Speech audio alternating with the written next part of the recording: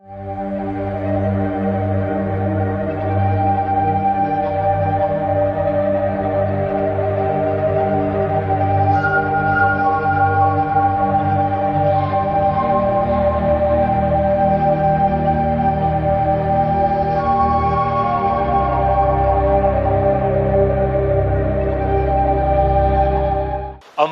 तूफान ने पश्चिम बंगाल में कोहराम मचा दिया है। 160 और 170 किलोमीटर प्रति घंटा की रफ्तार से चली इन हवाओं ने कोलकाता और पश्चिम बंगाल के कई इलाकों को तहस नहस कर दिया है। खबरों के मुताबिक जो ममता बनर्जी हैं, मुख्यमंत्री हैं पश्चिम बंगाल की, उन्होंने दावा किया है कि 72 लोगों की मौत उनके सूबे में हो गई है। कई इलाकों में जबरदस्त तबाही मचाई है। तस्वीरों के जरिए अगर हम आपको दिखाएं तो आप देख सकते हैं कि तस्वीरों के जरिए किस तरीके से जबरदस्त बारिश हुई और बारिश की वजह से मकानों को काफी ज्यादा नुकसान उठाना पड़ा है। काफी ज्यादा लोगों की जान भी चली गई है। बिल्डिंगों के शीशे टूट गए हैं और सबसे हैरानी वाली बात यह रही कि जिनके कच्चे मकान थे उनके घर पूरी तरीके से तबाह हो गए हैं। हम तस्वीरों के जरिए आपको दिखाने की कोशिश कर रहे हैं कि किस तरीके से पश्चिम बंगाल का जो एयरपोर्ट है, खासतौर से कैलकाटा का, वहां पर कई फीट पानी भर गया है और कई जगहों को अपनी चपेट में ले लिया है। इसके अलावा लोगों में काफी ज्यादा डर और काफी ज्यादा दहशत भी बनी हुई है। कई इलाकों में मोबाइल फोन भी काम नहीं कर रहे हैं, टेलीफोन काम नहीं कर रहे हैं। हालांकि राज्य सरकार ने और पुलिस ने भी हेल्पलाइन नंबर जारी कर दिए हैं। उनसे बातचीत करके वो अपनों का हालचाल जानने की कोशिश कर रहे हैं। सूबे की मुख्यमंत्री ममता बनर्जी ने प्रधानमंत्री नरेंद्र मोदी से भी अपील की है कि वो इलाके का दौरा करें और राहत मुआवजे की बात करें। चूंकि ममता बनर्जी ने यह भी कहा है कि पश्चिम बंगाल का वो हवाई दौरा करेंगी, चूंकि बहुत ज्यादा नुकसान हुआ है। जिन जगहों पर सबसे ज्यादा नुकसान हुआ है वो कोलकाता है, हावड़ा है, नॉर्थ 24 परगना है, ईस्ट मिदनापुर है, इसके अलावा साउथ परगना है, 24 परगना है, नादिया है, हुगली है। इन जगहों पर लोगों की ज्यादा मौत हुई है। टोटल जो आंकड़ा मुख्यमंत्री ममता बनर्जी ने बताया, उनके मुताबिक 72 लोगों की मौत की खबर आ रही है। ममता बनर्जी ने यह भी कहा कि ऐसा मंजर उन्होंने कैलकाटा में, पश्चिम बंगाल में कभी नहीं देखा है। हालांकि वो कंट्रोल रूम के जरिए लगातार वो पूरे इलाके पे नजर बनाए हुए हैं। उनका साफ तौर पर कहना है कि जो इलाके में जो भी तबाही हुई है वो उस पर नजर बनाए हुए हैं। जो लोग मर गए हैं उनको राहत मुआवजा जरूर दिया जाएगा।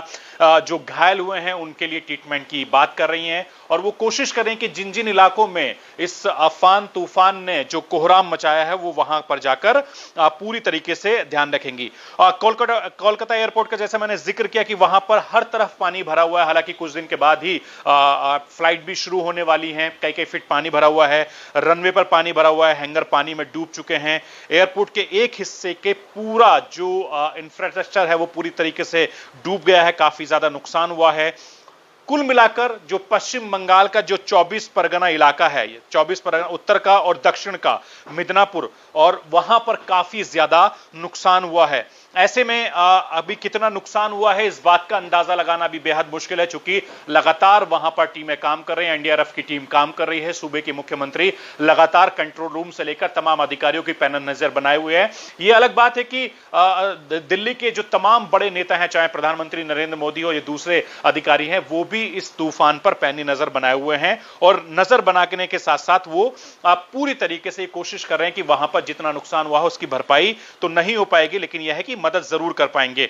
अभी भी कई इलाकों में पानी भरा हुआ है। एनडीआरएफ की टीम जो है वहां से पानी की निकालने की तैयारी कर रही है। जो लोग परेशान हाल हैं उनको समझाने की कोशिश की जा रही है। कई लाख लोगों को सुरक्षित स्थान पर जरूर भेज दिया था, बावजूद इसके लोगों में अभी भी दहशत का माहौल वहां पर बना हुआ है। हम उम्मीद करते हैं कि अगले 24 घंटे में हालात वहां पर सामान्य हो सकते हैं। मौसम विभाग का यह कहना था कि आज भर की काफी ज्यादा दिक्कत हो सकती है और उसके बाद हालात सामान्य होंगे। एहतियात के तौर पर कई इलाकों में बिजली भी गुल कर दी गई थी, कई इलाकों में बिजली चली भी गई थी। जैसे मैंने आपको बताया कि वहां पर मोबाइल सेवा पूरी तरीके से ठप हो गई है। वहां पर नेटवर्क काम नहीं कर रहे हैं या कंपनी वहां पर हो सकता है कि कुछ टाइम के बाद वहां पर वो शुरू हो जाए। तो जो भी लोग परेशान हैं, जो अपनों से वहां बात करने की कोशिश कर रहे हैं, हालांकि जो कंट्रोल रूम है उस इलाके की खैरियत आप लोग फोन करके जरूर ले सकते हैं, क्योंकि कंट्रोल रूम ने नंबर जारी कर दिए हैं और वहां पर पूरी तरीके से सूबे की मुख्यमंत्री नजर बनाए हुए हैं और हर मुमकिन कोशिश कर रही हैं ममता बनर्जी के वहां के लोगों को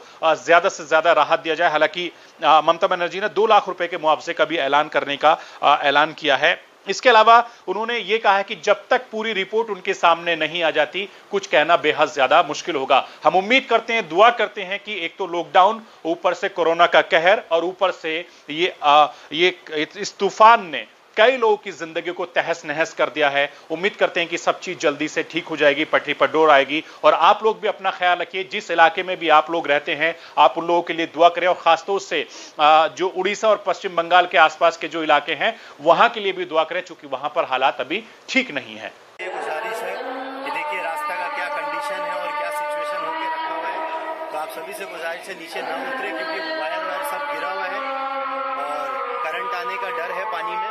इस वजह से आप लोग अपने घर पे रहिए, आराम से रहिए। हम लोग सिचुएशन कंट्रोल करने की कोशिश कर रहे हैं, हम लोग फील्ड में उतर के ही काम कर रहे हैं। आप लोग बस इंशाल्लाह दुआ करिए कि जितना जल्दी ये सिचुएशन कंट्रोल हो। তাহলে আজ এত বড় সমস্যা বাংলায় হতো না, এত বড় সমস্যা বাংলায় হতো না যে বাংলার পরিযায়ী শ্রমিকরা তাদের ঘরের ঘটি বাটি সোনা দানা বিক্রি করে তারা ট্রাক ভাড়া বাস ভাড়া জোগাড় করছে, ট্রেনের ভাড়া তো তারা নিশ্চয়ই জোগাড় করতে পারত। যাই হোক, এই সময় এই তুফান, এই ঝড়ে, এই ঘূর্ণিঝড়ে যেন সেই সমস্ত পরিযায়ী শ্রমিকরা, তাদের তো এমনি মাথার উপরে বিপর্যয়, সেই বিপর্যয়ের উপরে ডবল বিপর্যয় হয়ে যেন আছে না পড়ে। উপকূলবর্তী মানুষের পাশে যেমন সরকার দাঁড়িয়েছে, দাঁড়াবে, সবাই দাঁড়াবো, তেমনি পাশাপাশি এই যে যারা পরিযায়ী শ্রমিক পশ্চিমবঙ্গে প্রবেশ করছে উপকূল ধরে, উড়িষ্যা ধরে, তাদের কথাটা আমি তুললাম এই কারণে, তাদের মধ্যে অনেকে আমাকে কল করেছে যে দাদা আমাদের কি হবে, তার জন্য তাদের এই কথাটা বিবেচনা করে পশ্চিমবঙ্গ সরকারের দৃষ্টি আকর্ষণ করলাম। এবং আমি প্রধানমন্ত্রীকে বলবো যে তিনি একবার ভিজিট করে যান, দেখতে পাবেন ডিজাস্টারটা কি মানে অবস্থায় আছে। আমি নিজেও ভিজিট করতে যাব, কিন্তু আগে আমি চাই, এখন খুব ক্লাউডি আছে, at present the situation is not okay. আমাদের 3-4 দিন 5 দিন এখন কাটাতে হবে এই কারণে যে আমাদের আকাশটা ক্লিয়ার করতে হবে আর নাম্বার মতো সিচুয়েশন করতে হবে। पश्चिम बंगाल की मुख्यमंत्री ममता बनर्जी ने कहा था कि देश के प्रधानमंत्री नरेंद्र मोदी बंगाल आए, बंगाल का दौरा करें और उसके बाद में वो खुद भी हवाई सर्वे करेंगी।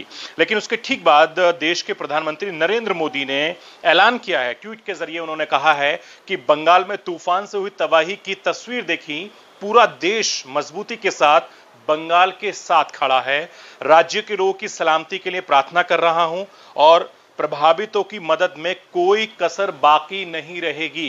यह बयान देश के प्रधानमंत्री नरेंद्र मोदी ने ट्वीट करके दिया है। उम्मीद है कि पश्चिम बंगाल के लोग भी इस ट्वीट को गंभीरता से लेंगे और देश के प्रधानमंत्री ने कहा कि पश्चिम बंगाल की जनता के साथ नरेंद्र मोदी का साथ है।